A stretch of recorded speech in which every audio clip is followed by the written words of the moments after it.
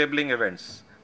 These governments require private industry for each critical economic sector to assess its vulnerabilities in both physical and cyber attacks, plan to eliminate significant vulnerabilities, develop systems to identify and prevent attempted attacks, alert, contain, and rebuff attacks, and then to rebuild essential capabilities in the aftermath. Achieving the National Critical Infrastructure Protection Plan goal requires actions to address a series of objectives that include understanding and sharing information about terrorist threats and other hazards, building security partnerships to share information and implement critical infrastructure protection programs, implementing a long-term risk management program, and maximizing efficient use of resources for critical infrastructure protection. These objectives require a collaborative partnership between and among a diverse set of security partners, including the central and state governments, the private sector, international entities, and NGOs. The National Critical Infrastructure Protection Program should provide the framework that defines the process and mechanisms that these security partners will use to develop and implement the national program to protect critical infrastructure across all sectors over the long term. In the past, the systems and networks of the infrastructure elements were physically and logically independent and separate. They had little interaction or connection with each other as other sectors of the infrastructure. With advances in technology, the systems within each sector became automated. The interlinked through computers and communication facilities.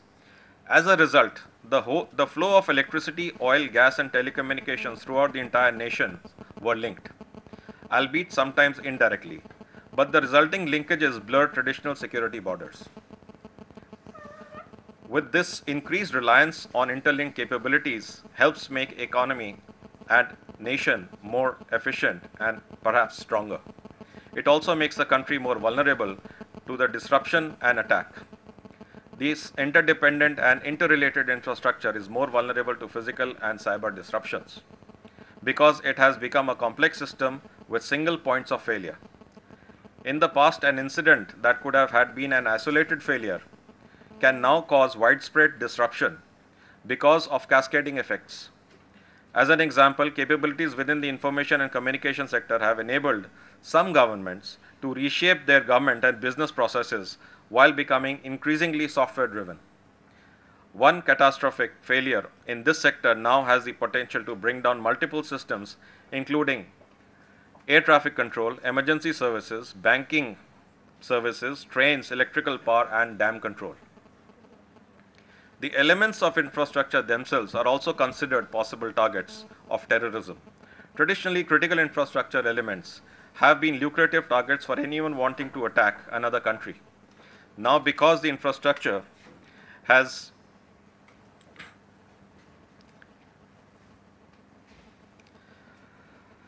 I think I'll just conclude in the next 2 minutes, sir.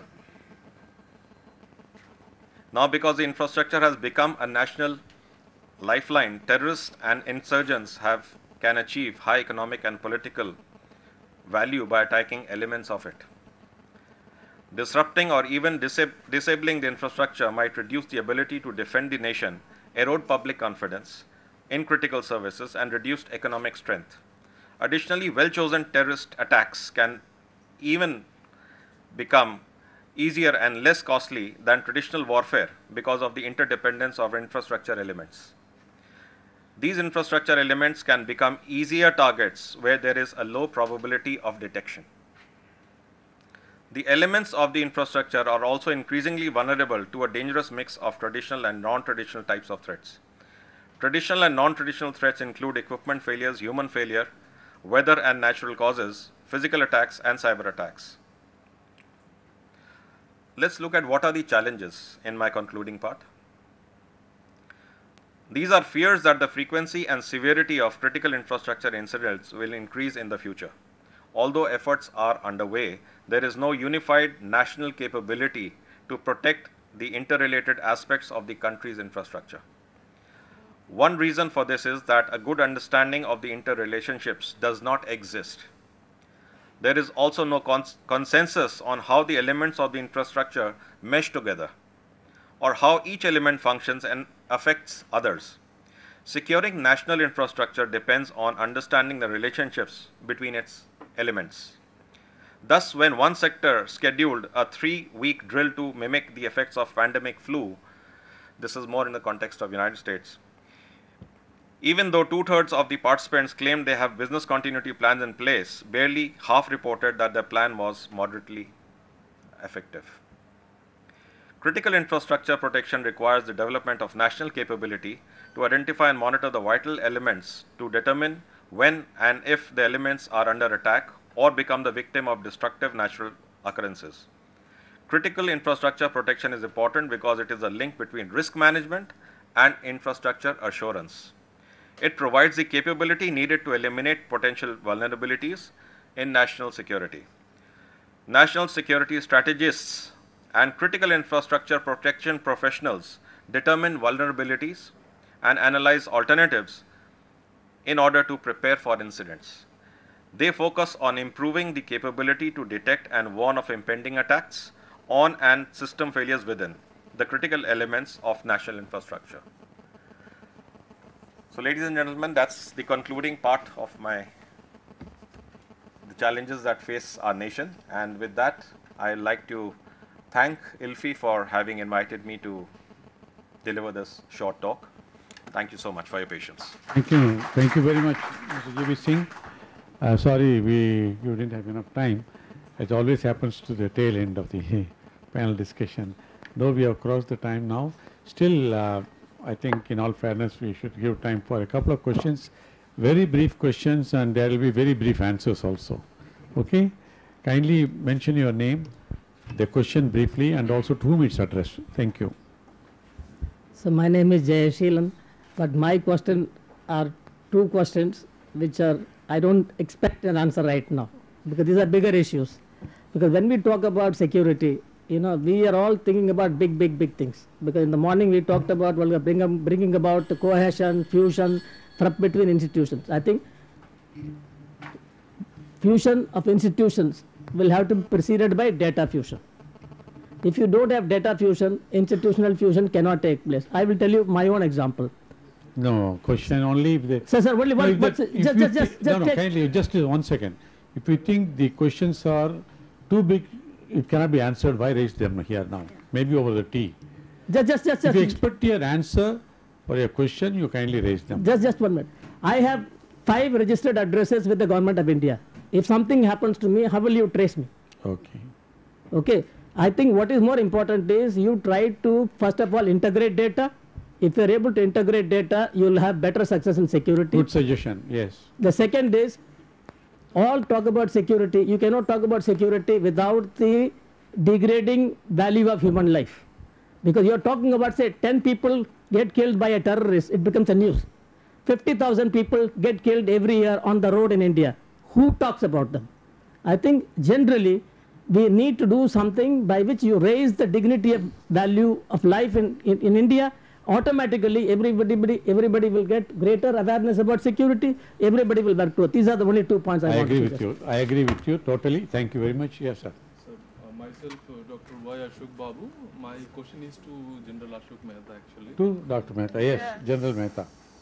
Sir, you rightly said about the Indian way of counter-terrorism, and they have very well implemented in case of northeastern state, but they have also implemented in Jammu and Kashmir till the terrorism has gone globalized. So after the globalization of terrorism, in the cross-border terrorism has moved to Middle East and all. So the outreach of the terrorism has been more faster and furious than the outreach of the country, the administration system. So that, I think, that is one of the reason which led to more spread of these terrorism tentacles in the country. What is the question, sir? Then leave it. I'm actually... No, there is no time for comments. Okay. Thank you. Yes. Rajiv Gandhi was assassinated. Yes. By a powerful bomb. Inquiry was held, but we don't know whether it dynamite or crude bomb or dirty petroleum bomb. So if we had known specifically under your authorship, then perhaps Naxalite problem would have not occurred to this scale.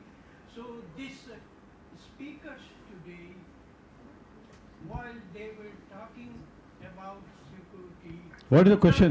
None of them gave specific case study, including you. Thank you. I want to tell you everything has been found out, proved in the court of law. Supreme Court has upheld. In fact, I don't mind giving you a copy of my book. If you give me the card or send me a message, especially, everything has been found out. It has been applauded by all over the world. 3 judges of Supreme Court have endorsed every aspect of the investigation. They have commended the investigation. The book has been brought out in all languages. It's a best-selling book. All the details are given here. If I start telling, I'll need 4 hours to answer this question. That is too vague, general, and not Oh, no, everything is specific, all clearly. If I start answering your question, I need 4 hours. Mr. Reddy can call another conference for that. I prepared to explain to you. Yes, sir. I'll leave last two questions. My question is to you, sir. The human rights law is interfering with the suppression of terrorism. Sorry? To what extent the human rights law is interfering with the suppression of terrorism? No, suppression of terrorism has to be done in tune with the humanitarian law, which is possible. It has been done. It's quite possible. Yes, sir. Yes. Sir, my 2 small questions, sir. You talked about police reforms. Yes. Do you mean quantitative reforms by having more IPS and multiplying dandas? No. Or do you mean that whenever you recruit one policeman, he should be complete entity by self in the modern sense? So their education training. So what do you think about that, sir? Yes. Yeah, My second point is, you are both human rights and you are also AFSA involved. Basically, which way are you tilting? Okay. Which way are you tilting? Because police is both ways. No, the police reform has to be done within the police and also in the government. One is the better people to be recruited in a transparent manner, better training to be given, more discipline, and we need changes in the law, procedure law, substantive law. And number 2, which is far more important, is depoliticize the police force. That is, police should be made instrument of law, not a tool in the hands of the people in power. That's a day-long conference we had. We had Attorney General, Chief Justice and all that day for yesterday. We had the whole day conference. You can go through the proceedings. We'll put it on the website. And secondly, what is the other question you said? Sir, Yeah, you human rights. You are putting 2 hats. No, Human rights and AFSA. See, it can be done. You are which way tilting? No. See, human rights can be respected. Investigations can be done. That is the proof. That's why my book is called Triumph of Truth. Triumph of Truth, without giving scope for any third degree, without giving scope for any political interference. That is why it was successful. The investigation was possible. We have proved it's possible. There is a lot to be done within the police, in the administration, in the laws. Particularly, we want the police to be depoliticized. Allow them to function as instrument of law, not as tools in the hands of the people in power for the time being. Okay? Thank you. What is the impeding Last factor for question. that? Huh? What is the impeding factor to implement that? Impeding factors are political interference. Okay. That's the one. Okay, I will go. This is the last answer. The Parliamentary Committee on Home Affairs invited me for evidence 2-3 years back. 30 members of Parliament.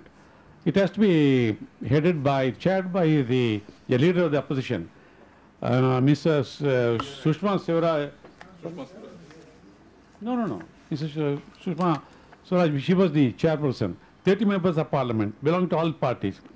They invited me for evidence on certain laws to be amended. Towards the end, they asked the question, why the image of the police is bad. I said, can I be very frank? You won't mistake me. No, we invited you to hear your frank views and we are recording it. I said, when you come to power, any political party comes to power, I'm not talking about all the ministers, all the MPs, all the MLAs. I said, increasingly larger number of people coming to power, the first task is to ensure who should be their station house officer in their jurisdiction. They want to choose a pliable person as the sub-inspector of police or inspector of police, as the case may be. That is their priority first. Then this man, you know, we have got unscrupulous people everywhere, in all walks of life. The man who gets posted, obviously he has interest in the place. His loyalty is to the politician who gets him posted. I said, that's how you have destroyed the hierarchy in the police force. I travel around DGs, commissioners, SPs. And then what he does, because that man has done a favor to him, he either does something which you should not do because the politician wants him, or fails to do his duty which he should do. I told them, a member of the committee, after doing a couple of things for the person who gets him posted, then he thinks, why can't I do it for myself? He does 10 more things for himself, or fails to do what he should do, or does which you should not do, and puts the blame on you. So you also get condemned, the process. They said, what is the remedy? I said, when you are in the ruling party, you want the policemen to be instruments of law. Now, instruments, tools in your hands. When you are in the opposition, you say you must be instrument of law. What do we do? I said, like national security. National security, everybody accepts should be kept above politics. Keep policing, investigation above politics.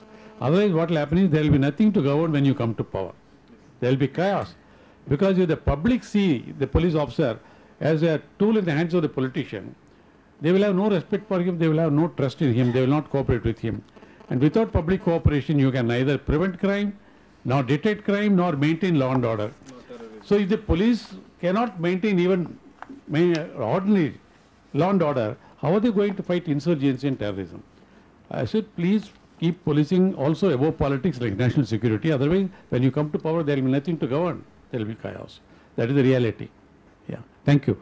Okay. Thank you, gentlemen. Thank you, sir. All the panelists are brilliant panelists. I learned a lot from them. Thanks a lot for your patient hearing. Thank you very much. Thank you very much indeed, sir. And may I now invite President ILFI, Mr. Sushil Jivrajka, to do the honors of presenting mementos to our distinguished chair of this session, Mr. D.R. Karthikeyan, as a token of appreciation on behalf of the organizers. Thank you very much indeed, sir, for chairing this session. It was given to you at the way. We present a memento to General Ashok Mehta. Thank you very much indeed, sir, for gracing the occasion. To Mr. G.B. Singh. Thank you, sir, for gracing the occasion. And thank you, Mr. Jivrajka, for doing the honors. May I request Dr. Mahesh Reddy, DG ILFI, to do the honors of presenting mementos to our eminent speakers. As a token of appreciation on behalf of the organizers, we present a memento to Mr. U.K. Bansal. Thank you, sir, for gracing the occasion, and to Commander S.S. Parmar, sorry. And thank you, Dr. Reddy, for doing the honors. With that, ladies and gentlemen, we close the proceedings of our technical session 2. We now break for tea. The tea break would be of 15 minutes only. We commence with the proceedings of technical session 3 at 4:30 p.m. sharp of India. We have our eminent speakers here with us. Shri Akshay Singhal, Senior Manager, Advisory Services, Ernst & Young. Shri Vivek Raghuvanshi, former Deputy Director, Central Asia and Middle East International Technical Advisory Corps, USA. And Brigadier Zersek Adrian Walla, Chief of CIS and Group Security, Mahindra & Mahindra. So, ladies and gentlemen, the theme of this session is Government, Business, Cooperation and Security. And the time duration for the session is approximately 1 hour 30 minutes, which includes the opening and closing remarks by our distinguished chair and presentations by all our eminent speakers for maximum 8 to 10 minutes each, so that we get enough time for interaction with the delegates present in the hall. With your permission, sir, can we start? Yep. Okay.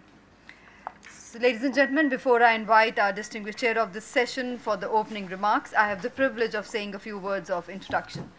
Major General Dr. Bhupinder Yadav, former Additional Director General Armaments and Vehicles, Department of Defence Production, Government of India, An infantry officer, has more than 30 years in technology management areas and played an active role in the supply chain of defense products.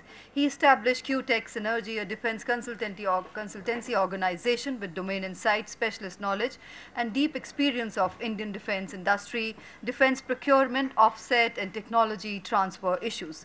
He is a fellow from Institution of Engineers India, MBA MSc Quality Management from Cranfield University, UK, and holds a PhD in Operations Management from Pune University. And with those words of introduction, I hand over to our distinguished chair of the session for his opening remarks.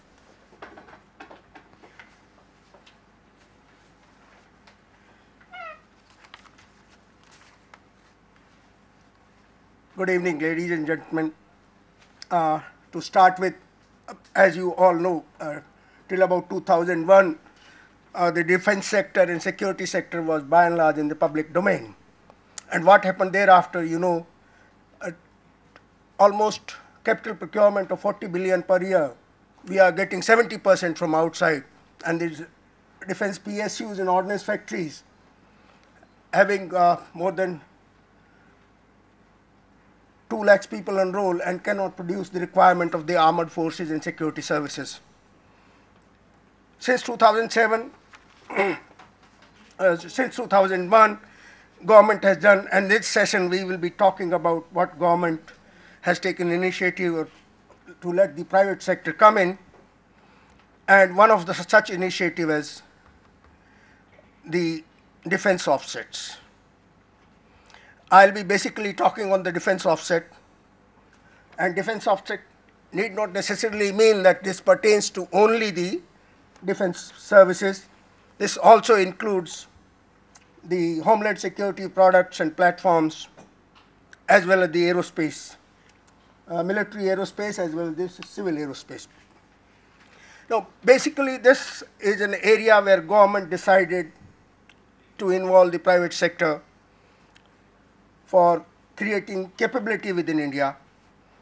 Offset is nothing but a counter trade.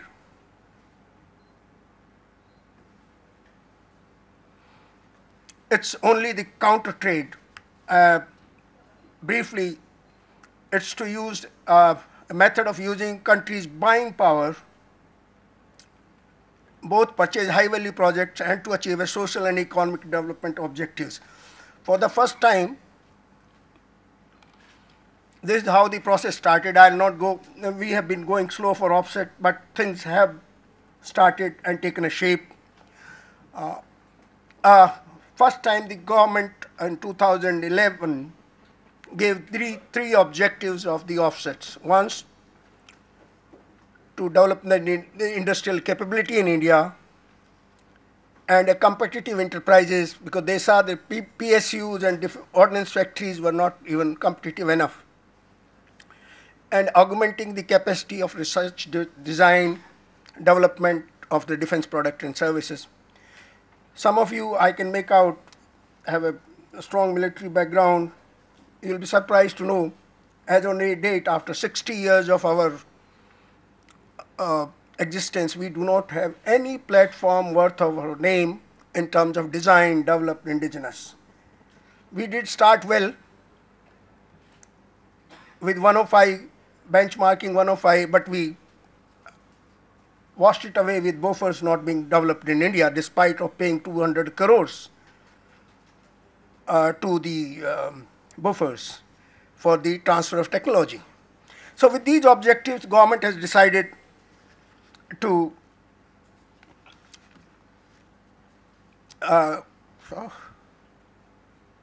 now all the purchases government is doing, capital procurement, more than 300 crores, they have to have a minimum about 30%, means 100 crores the OEM has to buy back from India. And this 100 crores, 30% minimum of 300 crores or $75 billion, $75 million has to be bought back. And how this is to be done is either they purchase directly or execute an export order or put some money into the private sector, joint venture up to 26% FDI. They can investment in terms of plant and machinery, TOT. These are the broad areas which give the incentive to the industry, the SMEs and the private sector to come in and tie up with DRDO for high technology area. These are some of the areas where the foreign OEM can come and partner with Indian companies. These apply to certain provisions. I will not go into these details. But eligible product of discharge, what is known as ammunition list in US, we called it a product list. This has the even the defense products, military platform, as well as the homeland security and civil platform, besides the civil aerospace and the military aerospace.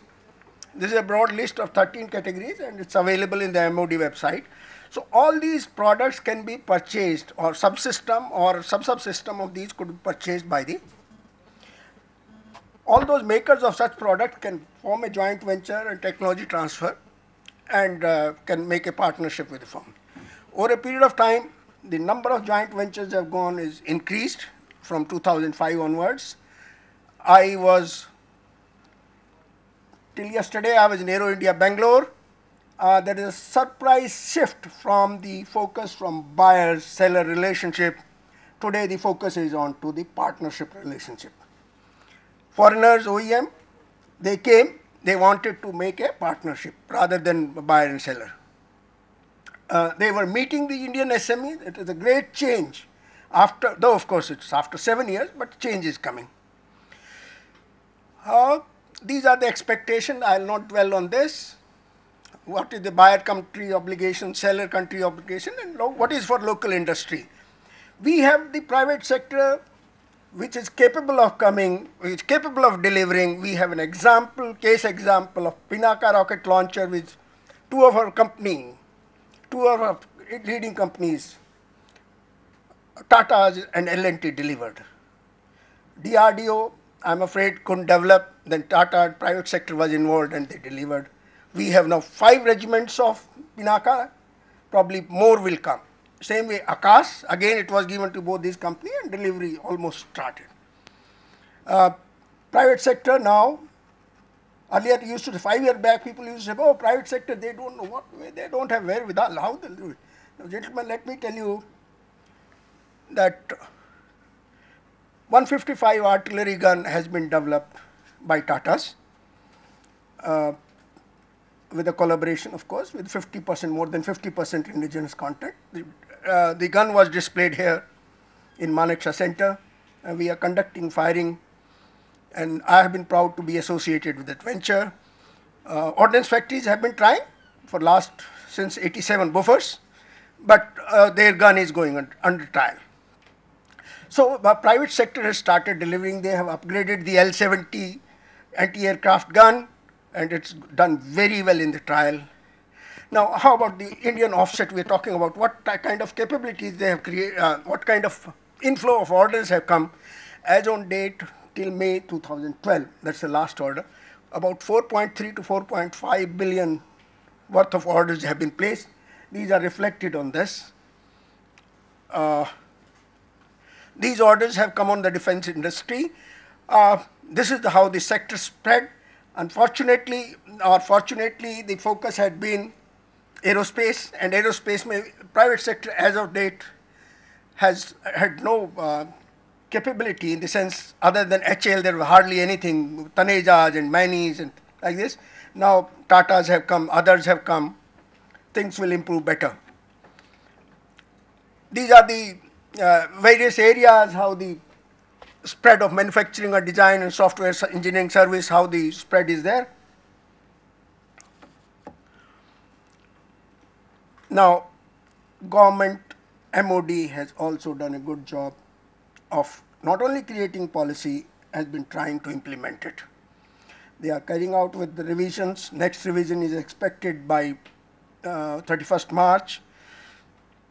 A mapping shows that offset process has started. We are refining the process. But only thing is, let's see how this process goes on. Private sector is keen, willing. As you see, orders have gone on to private sector. Almost 50% orders have gone to the private sector. this is what it is. The PSUs have and OFB has cornered more, but our private sector has also gone for 50% order. Manufacturing is maximum, 70%. Engineering services, this sector has done well. Wipro and other HCL and Infotech enterprises have done. The design, development, and these are the sectors where the services are being offered. This opens an opportunity, and I will not take more time. Complete details of this is available in with us. We have come out and book. My QTech Energy has come out with a book on defense offset, which is available. Attacks using components of the nation's critical infrastructure as weapons of mass destruction could have even more devastating physical and psychological consequences. So just not the tangible losses that one would face, it's more of national morale in case any of the critical infrastructure was attacked. Critical infrastructure is a term used by governments to describe assets that are essential for the functioning of a society and economy. In fact, the Patriot, this I could find out from the internet, the Patriot Act of the United States defines critical infrastructure as those systems and assets, whether physical or virtual, so vital to the nation that the incapacity or destruction of such systems and assets would have a debilitating impact on security, national economic security. And has been in the corporate sector for the last 5 years. During his military service, both in combat and in peace, he has obtained varied experience in command and staff assignments.